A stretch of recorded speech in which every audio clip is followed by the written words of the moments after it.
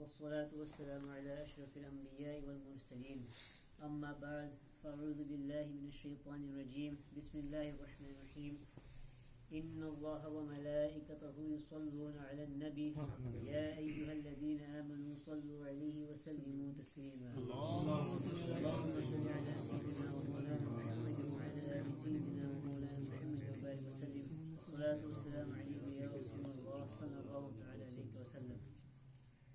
Inshallah, this week we'll go through the manners and etiquettes of sneezing and yawning.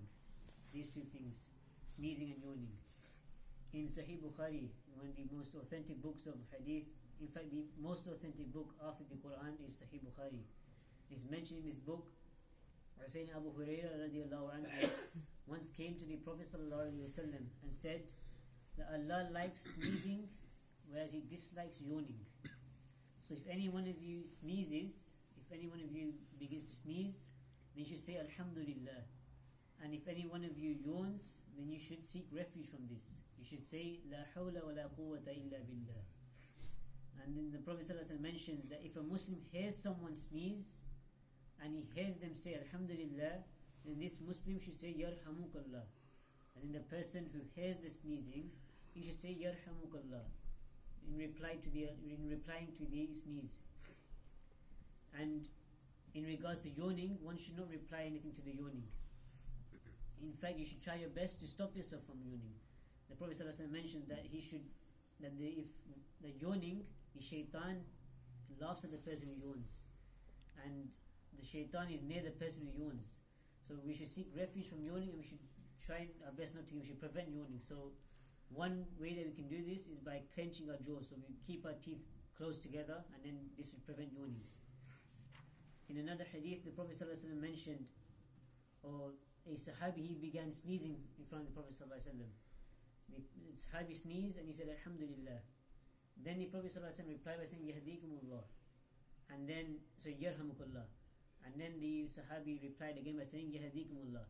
And then the Sahabi sneezed again. So he said Alhamdulillah. Then the Prophet ﷺ, he replied again by saying Yarhamukallah. And then the person sneezed again. And this time the Prophet ﷺ didn't say anything. He said Hada Dukam, that this is a flu, or this is the cold. So this shows that by repeatedly sneezing, some people sneeze 6-7 times and they keep saying Alhamdulillah, Alhamdulillah each and every time. It's only necessary to say Alhamdulillah, or in fact it's sunnah to say Alhamdulillah for the first 3 times. And after this, it's no longer necessary upon you to say Alhamdulillah. To reply to a sneeze, this is also wajib. So when someone sneezes, it becomes necessary upon the one who hears to reply to the sneezing. Just as how it is wajib to reply to salam, if someone says Assalamu alaikum, it becomes necessary for us to reply wa alaikum salam. The same way if someone sneezes and then they say Alhamdulillah, the condition is they say Alhamdulillah. And if they don't say Alhamdulillah, then we don't need to reply to their sneeze. But if they sneeze and then they say Alhamdulillah, then it becomes necessary for us to reply to their sneeze by saying Yarhamukallah.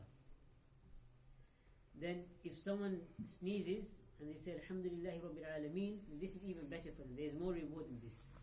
And it's still necessary to reply to this sneezing as well.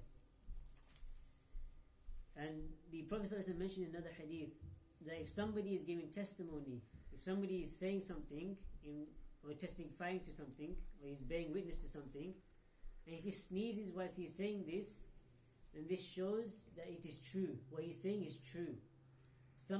It's mentioned here that some people have this notion where if somebody sneezes whilst doing an action, or if somebody sneezes whilst talking about an action, then there's a bad omen in regards to it. There's something bad linked to it. In fact, it's the opposite. If someone sneezes whilst they're saying something or whilst they're performing a certain action, then it shows that there's good in this action or there's good in what he's speaking. This does not mean that if you don't sneeze whilst doing something, it doesn't mean that this action is bad. Just sneezing is a good sign. If someone also sneezes, then they should praise out loud. They should not say it quietly. You should say Alhamdulillah, so that other people are able to hear and reply to this as well. And when sneezing, it's the sunnah of the Prophet ﷺ to cover the mouth either with his hands or with a shawl or his cloth. He'd cover his nose and his mouth as well. So I'm not sure if any of you experienced, but when you sneeze sometimes loudly, then sometimes phlegm begins to come out the nose as well. And then especially if you're in certain certain area where there's people around, it becomes embarrassing for you. Where if there's snot coming out your nose, phlegm coming out your nose, it's a bit embarrassing. Or if there's phlegm in your hands. This way the Prophet ﷺ, what he used to do, he used to cover his nose, he used to cover his mouth. He used to sneeze in such a manner, he would be very quiet, he'd suppress it, he'd suppress the sound. But he'd still sneeze, he wouldn't block the sneeze.